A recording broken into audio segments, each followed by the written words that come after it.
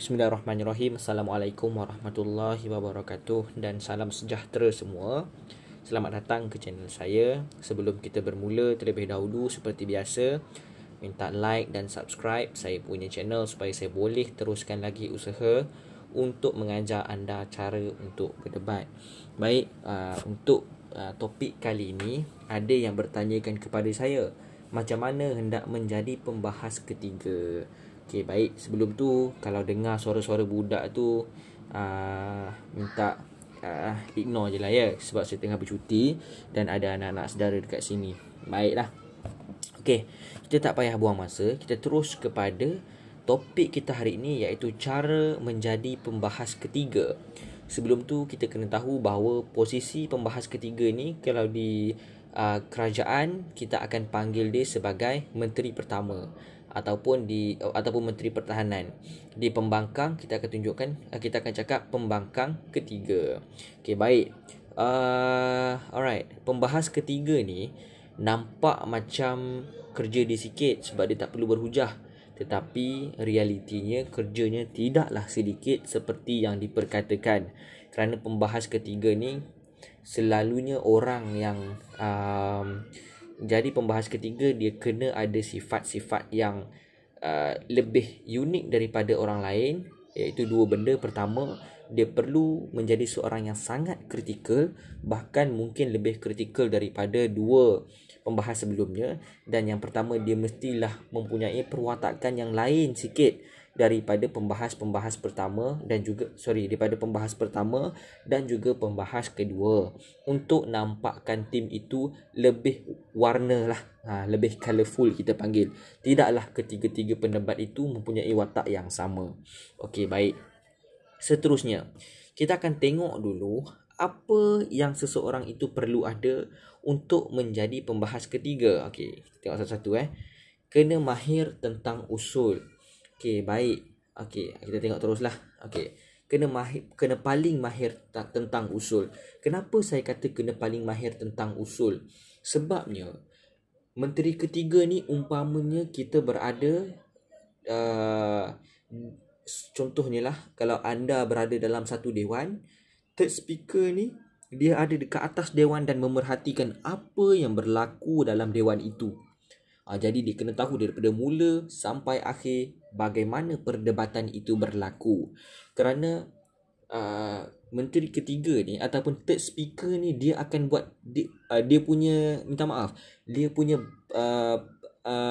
bidasan itu umpama pra penggulungan. Sebenarnya begitu.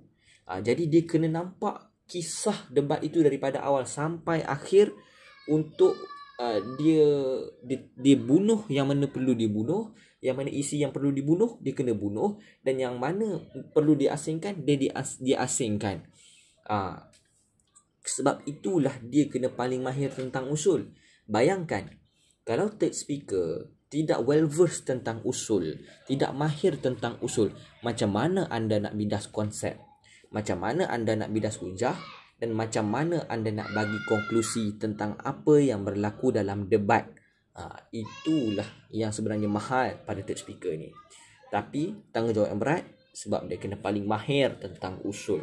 Banyaklah kesan-kesan yang negatif kalau dia tak mahir tentang usul. Nanti kita akan ceritakan lagi. Dan yang kedua, kita tidak boleh pasif sewaktu persediaan. Kenapa saya asyik sebut kita? Sebab last time saya berdebat, saya adalah seorang third speaker. Terbiasa pula kan. Jadi layan je lah saya sebut kita. Alright. Tidak boleh pasif sewaktu persediaan. Okay, bila kita dalam discussion 30 minit tu, sebelum debat bermula, tak boleh duduk diam. Third speaker, you cannot duduk diam. Kena sentiasa challenge. Bagi cadangan kita. Challenge. Dan tolong teammate untuk buat hujah. Tolong teammate untuk mencari fakta. Bila kita tahu pembawaan kita tahu nak backup tim kita dekat mana. Kalau kita goyang kaki sahaja, macam mana bila kita di-attack, kita nak backup balik. We don't know how to do that if third speaker hanya berdiam diri sewaktu persediaan. So no, you cannot passive waktu persediaan. Waktu kuarantin tu betul-betul sumbangkan idea. Kena betul-betul penat. You kena penat sebelum masuk berdebat lagi. Itu third speaker yang baik. Yang ketiga, kita perlu sentiasa mencabar teammate waktu discussion usul. Kenapa kena sentiasa cabar teammate? Pertama, dia akan menguji kekuatan hujah kita. Faham? Contoh kita third speaker. Macam mana kita nak bidas lawan, macam tu jugalah kita kena cari cara untuk bidas hujah kita. Once we have no way untuk bidas hujah kita, then the hujah is strong enough untuk dibawa dalam dewan. Yang menunjukkan kita juga pada perdebatan nanti kita tahu nak attack angle mana. Boleh dapat apa yang saya cakap. Sebenarnya saya bagi satu tips. Kita membidas ni sebenarnya dia membawa, bidasan itu sebenarnya membawa ke meja kita. Faham tak? Kita bidas orang tu nak tunjuk yang kita betul. Jadi sebenarnya hujah kita itu pun boleh dijadikan oleh point of bidasan. Cuma perlu digarap dengan baik supaya tidak kelihatan sama. Okay? Alright. Okay, yang keempat, kena pandai buat hujah. Kena pandai buat hujah. Saya cakap 2 kali. Sebab andai kata third speaker tidak tahu struktur. Okay, saya lukis sikit lah. Okay, right.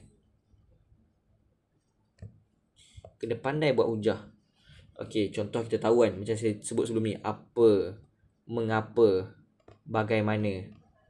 Okay, contoh If kalau you tak pandai buat hujah, you tak tahu part apa dia dah settle ke belum, part mengapa dia dah settle ke belum, part bagaimana dah settle ke belum. Ketiga-tiga part ini adalah komponen yang sangat penting dalam penghujahan. If let's say dia buat part apa, kita pakai kali lain lah. Dia buat part apa, dia buat part mengapa, tapi dia tidak buat part bagaimana. So you boleh cakap sebenarnya hujah dia ini adalah hujah yang tergantung, tidak ada pembuktian. Kalau you tak pandai buat hujah, third speaker tak tahu buat hujah, macam mana you nak tahu dia hujah tergantung ataupun tak? Macam mana you nak tahu dia bagi fakta ataupun tak? So you pun kena tahu buat hujah untuk you attack apa struktur pihak lawan yang dia tertinggal. Faham tak? Itulah kepentingan ataupun ciri-ciri yang perlu ada untuk menjadi seorang third speaker. Saya tak ingat lah dalam kurungan PTBBH. Saya nak buat kelakar, tapi sebab saya dah solat isyak apa semua, saya dah terlupa. PTBBH apa Alamak, tak ingat. Nanti saya ingat, saya buat balik kelakar tu. Okay, ingatkan saya. Alright. Okay, baik. Kita teruskan pula Stop. Alright, sorry. Okay, baru stop. Okay. Kemudian cara berfikir untuk menjadi third speaker. 1. Okay, ini bukan cara salin. Saya cerita je lah Okay, 1. You jangan banyak salin, banyak mendengar. Third speaker ni kena betul-betul dengar. Janganlah nanti you tulis saja, tapi you tak tahu apa yang lawan you cakap. End up you miss out the points. When you miss out the points, macam mana you nak bidas? Nak dia kata saya dah bentangkan dah tadi. Yang berhormat yang tak dengar. Pisang dekat situ kan. Jadi jangan banyak salin, banyak mendengar.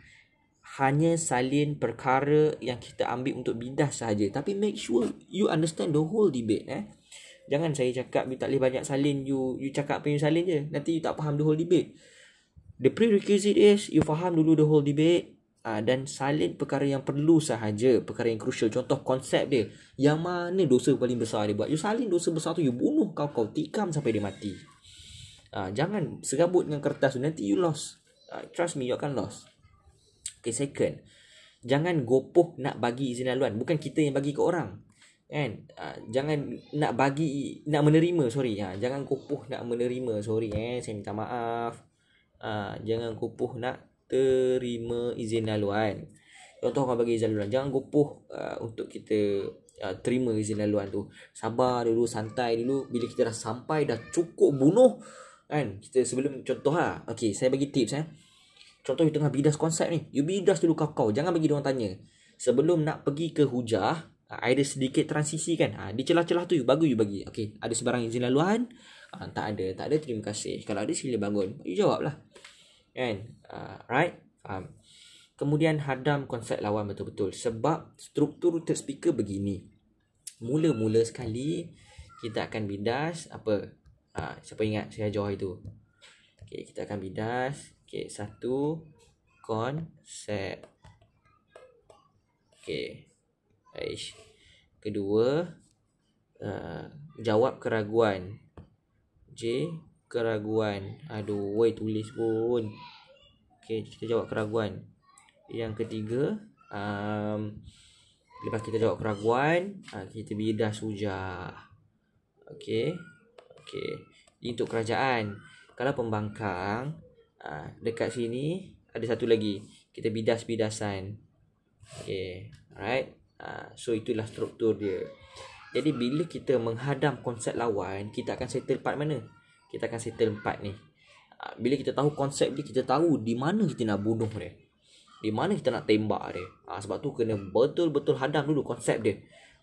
Sebenarnya saya punya style saya akan lama dekat sini tau actually. If saya menjadi third speaker, saya akan lama sangat dekat konsep. Sebab saya nak bagi dia kau mati dulu kan. Bayangkanlah kan, berdebat ini, kita punya konsep ni ibarat tiang-tiang rumah kita. Bak kata pepatah yang sangat popular lah. Bila rumah itu tidak ada tiang dan runtuh tiangnya, maka seluruh rumah akan runtuh. Saya punya pemikiran macam tu. That's why saya akan tibai betul-betul dia punya konsep. Hujah kejap lagi. Jawab keraguan. Jawab keraguan ni, you kena kenal pasti keraguan mana yang akan membunuh kita. Kalau keraguan tu setakat jentik-jentik, you geli-geli je lah, biar je lah. Keraguan dia tak valid kan. Kalau hakim pun macam duih bibir, apa benda Mamat ni, kita jawab. Jawab keraguan yang macam dia punya soalan ni goyang kena jawab ni, kena jawab. Pilih betul-betul. Betul-betul kena pilih. Faham? Okey, dan akhirnya bidas hujah. Bidas hujah ni dia perlu belajar ni lah. Dia kena belajar lebih lanjut lah. Sebenarnya bidas hujah ni dia panjang kalau saya nak ajar. Nanti saya akan buat satu usul dan saya akan tunjukkan macam mana saya membidas, ataupun saya akan pick satu video dan saya akan tunjuk saya bidas macam mana. Alright. Okey, 4 bunuh konsep kemudian baru hujah. Saya dah terangkan tadi. Yang kelima, cara bunuh hujah. Tu saya tunjuk next time. Jangan lupa komen nak untuk saya buat video. Sila komen dan saya akan teruskan untuk ajak anda nanti. Alright, itu sahaja untuk hari ini. Saya zoom out supaya anda boleh salin dan ambil tips ni. PTTBH tu sampai ke sudah saya tak ingat. Nanti kalau saya ingat saya beritahu. Kena pandai buat hujah. PTBH. Sorry, saya dah ingat PTBBH ni. PTB ni penat tapi betul. Pelik tapi betul. Pelik tapi benar.